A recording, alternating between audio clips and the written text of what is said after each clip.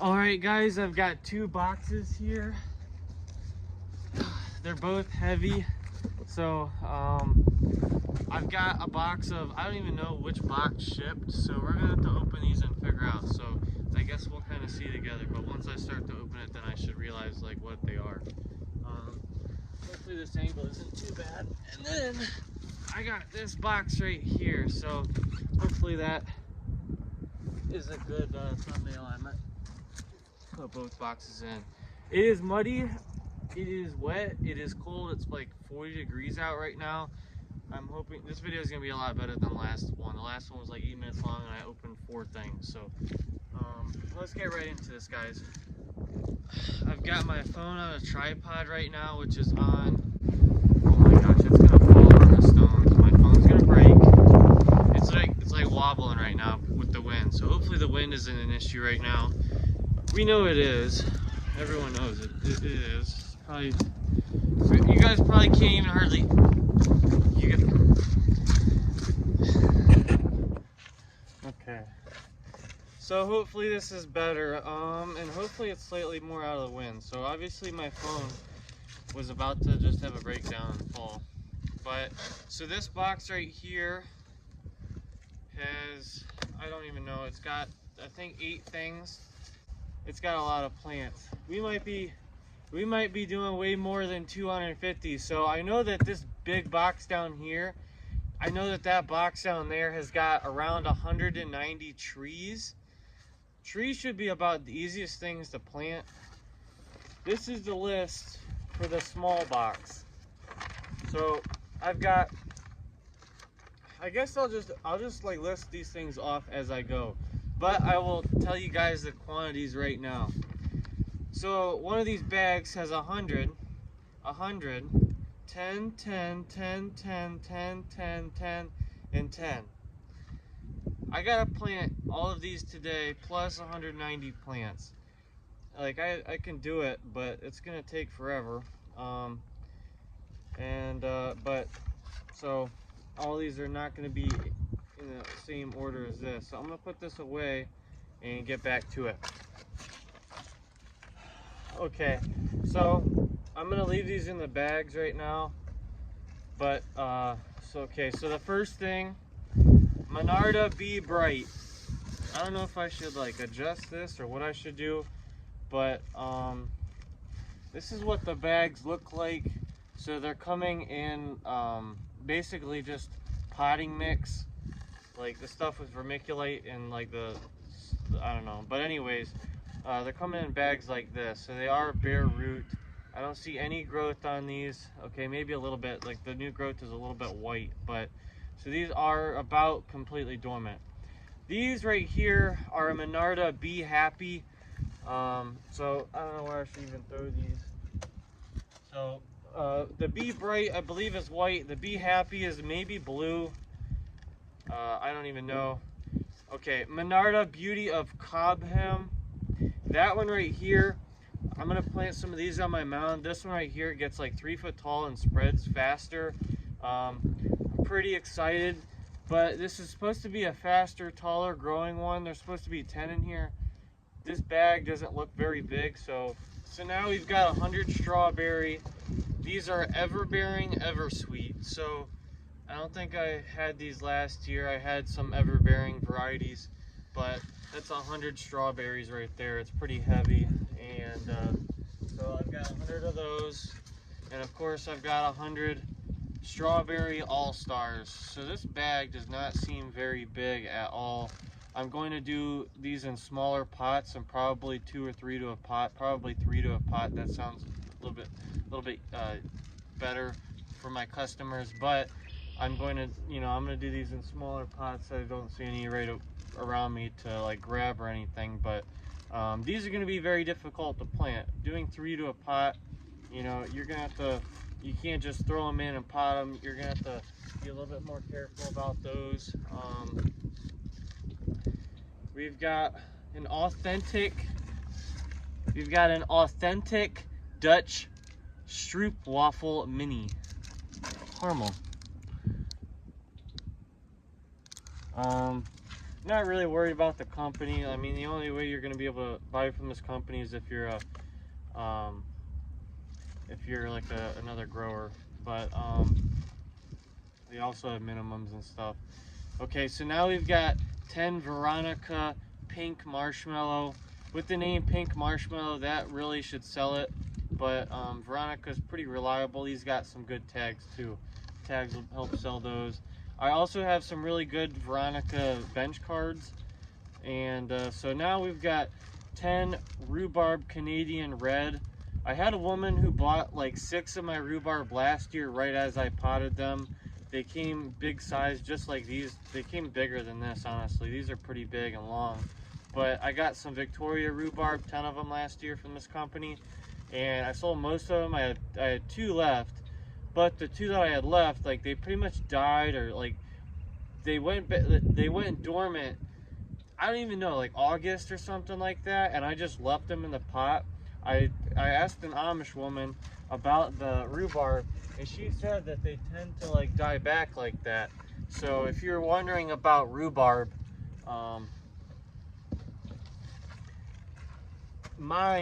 the ones that I left like from August on, they are actually growing pretty nicely right now. So they did just go dormant. I don't know why these are in wood chips, but these are Veronica Ulster Blue Dwarf, or Dwarf Blue. These have some really good tags, it looks like. Looks like these should be some big plants. I keep checking because I don't know if I'm still recording, because my phone is very low on storage right now. I'll pause this and continue in a second. So last year from this company, I got some white feather hostas, some big daddy hostas. This year, they've got a bunch of hostas, but a lot of people, they want the unique hostas, and so one way to get some unique hostas, even if they aren't that unique, you can get the absolute like giants. So this is the biggest one that they had. These are only 10, but there's 10 hosta T-Rexes right here. I think I included this in just a random picture in like maybe the second to last video that I posted. But the T-Rex hostas should get absolutely massive. These are really cheap. They've got tags, pretty much basic ones, but these are going to take 2 years or whatnot to get to decent size, you know. But once they take hold, then they should do pretty good. Now I've got 10 Knifophia. These are amazing fun. So I wanted to get one that was a white variety, and I'm hoping that these are a good like alternative. These have really good tags as well, but this looks like some bigger plants, bare root of course, and but Knifophia, it seems to grow decent, so we'll see about that. That is it for this box, so time to move on to the next one. I guess as I'm opening this one or whatnot, but last year I got some Astilbes from this company, and that company, they actually flowered, like they were like basically just starting to grow, and they were some smaller chunks, and they pretty much filled their pot right away, and then they flowered within a couple weeks. Like, it was amazing how them things sprang to life. I got some berry producing plants on the way. I was kind of hoping that that would come today, because this is a lot of plants to plant like by themselves, but now we got a diesel truck going by. Last year I made the investment in like 200 arbovitas. So I got 100 emerald green, and then I got 100 green giant. Arbovitas are supposed to be decently fast growing, and then people buy them by the dozen. So I bought in like 30 of them last year, and I sold all 30 of them, and they were pretty easy to sell. You can place those on Marketplace as a standalone plant, and it's a reasonable post. You know, I mean, you could post like you've got a couple echinaceas or whatnot, but I think arbovitas, they serve a purpose, and they're just better for posting. And every single nursery has them or grows them, buys them in, sells to other nurseries, and they're a great investment. But what I got in this box right here, I think is potentially an even better investment, and let me tell you why. So a lot of nurseries, they've got a bunch of different varieties of plants, and a lot of them might have these. But if you go to a big box store, typically you're not going to see these, and these are pines and spruces. So I was driving around the other day and I was pointing out the arborvitae to my dad. Like, we were in an area where there was crazy amounts of deer, and this went on for miles. There was a whole bunch of people who had lines of arborvitae, and these things ranged from being this big around to being this big around. They were past the, you know, like this one area, there was just these massive arborvitae, and these things were absolutely destroyed, just ate completely. Every bit of green was just gone, literally on even the big ones. And of course the small ones, some of them things were destroyed. And then also my neighbor, they've got some arborvitae over there. They're green giants, so green giants even in the pots here, they haven't really gotten touched by the deer. I'm sure they would if they were really hungry, but 2 of them out here out of 3 have gotten rubbed. These trees right here will get rubbed potentially, but once they get big, they get full enough to where they might not get touched, just like the arborvitae. Arborvitae will get ate, but typically not rubbed if they're full.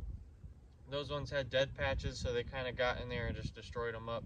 So anyway, that's why I think that these are going to be a good investment compared to arborvitae. So like I said, last year I got 200 of them, and this year I got about 200 spruces. So a lot of people buy arborvitae by the hundreds, and if you buy these by the hundreds, then they're pretty much around the same price. And you get bigger sizes right off the bat. Like these trees are, I don't think they're just a year old, or, you know, I think they're multiple years old. So these are packed in sphagnum moss. But anyways, I think these should all be in bundles. But this right here is 100 Norway spruces, so this should make a good picture. But this is 100 Norway spruces, and some of these are well over a foot tall. So I'm gonna set these right here. I've got this bundle right here is 15 Norway spruces again. So these are taller, they don't even look bigger. These right here are 25 white spruces. So these are pretty small, but they're pretty cheap. Right here, these look pretty big.